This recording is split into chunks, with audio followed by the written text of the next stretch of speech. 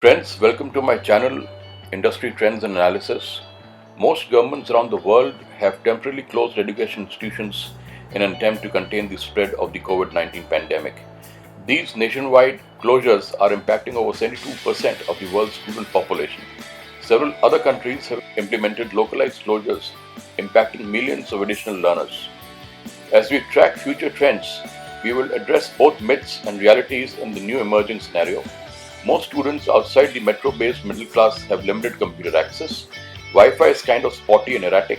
There's a lot of electricity outage, and synchronous virtual classes are very stressful for teachers not used to working with technology.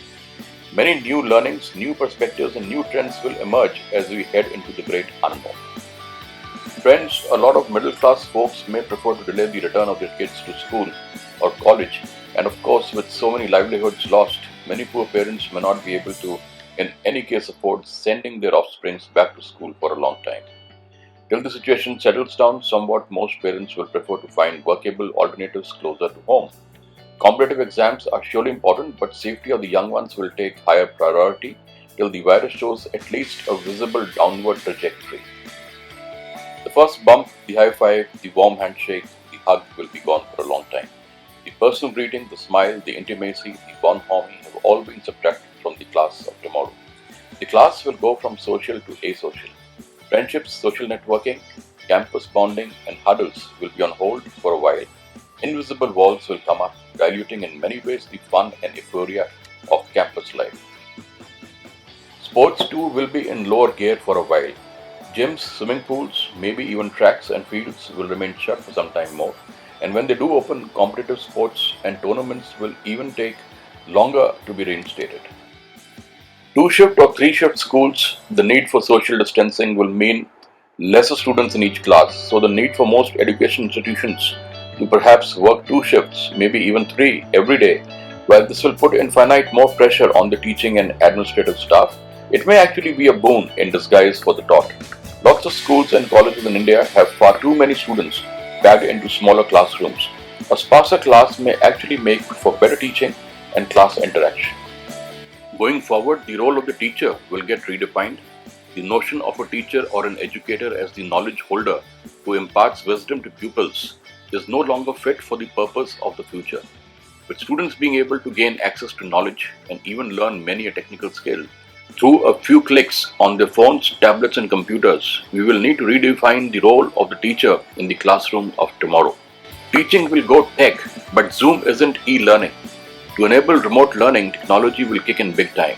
Remote instructions requires that students have access to both capable computing technology and reliable internet service, which is not always, unfortunately, guaranteed in India.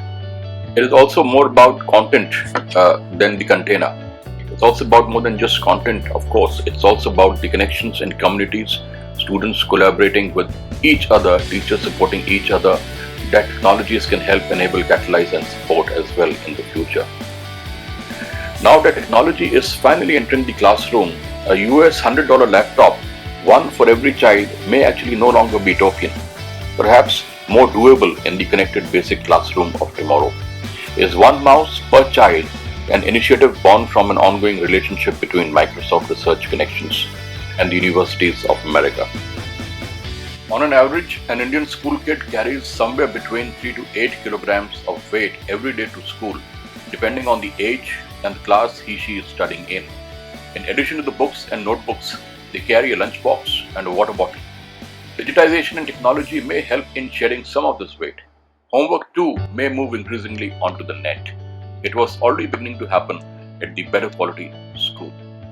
Student debt crisis is more pronounced in the West. In India too, lots of students, more their parents, are taking education loans. If the employment market does not pick up, students' debt could become a serious issue.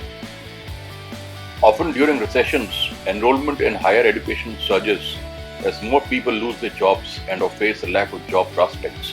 Even those employed with often see economic downsides as an opportunity to enroll back in school if they are already in lower paying jobs. Those graduating might also want to stay back in school to get a postgraduate degree, like was seen in the Great Recession. Courses to be pursued will surely be in technology, but vocational courses may also see a significant uptick. except that colleges and universities are not geared to cater to these domains, and the private sector is mostly opportunistic, shallow, and expensive. The opportunities and challenges that artificial intelligence could bring to higher education are significant. Today's colleges and universities face a wide range of challenges, including disengaged students, high dropout rates, and the ineffectiveness of a traditional one-size-fits-all approach to education. But when big data analytics and artificial intelligence are used correctly, personalized learning experiences can be created, which may in turn help to resolve some of these challenges. With this personalized learning experience, every student would enjoy a completely unique education approach that's fully tailored to his or her individual abilities and needs. This could directly increase students' motivation and reduce their likelihood of dropping out. It could also offer professors a better understanding of each student's learning process, which could enable them to teach more effectively. Friends, artificial intelligence will help teachers deal with assessment, evaluating paper setting, making mark sheets, and tracking the performance of each student. With these tasks made simple, they'll be able to concentrate more on course improvement, teaching quality, and aptitude development. Artificial intelligence frameworks will also move examinations and scoring systems to go increasingly digital, with the role and discretion of the examiner reducing. Additional benefit of having chatbots at universities to answer students' questions is the large volume of big data that could be obtained regarding students' concerns and areas of interest. This data could be analyzed to help enable universities to create innovative new services and programs to further improve students' educational experiences. Recently, the University of Murcia in Spain began testing an artificial intelligence-enabled chatbot to answer students' questions about the campus and the areas of study. As this chatbot was rolled out, the school's administrators were surprised to discover that it was able to answer more than 38,000 questions, answering correctly more than 91% of the time. Not only was this chatbot able to provide immediate answers to students outside the regular office hours, but university officials also found that the chatbot increased student motivation. All of these benefits were achieved without the need to change the structure of the staff. The global university-based executive education market was worth close to $2 billion in 2019. The decline in business caused by coronavirus at Wharton has been significant, but has been partially offset by an uptick in online enrollments and by converting some in-person programs into online courses. Be it Wharton or B schools in India, competition is emerging from other countries as well. Universities will need to reconfigure their approach significantly to stay relevant.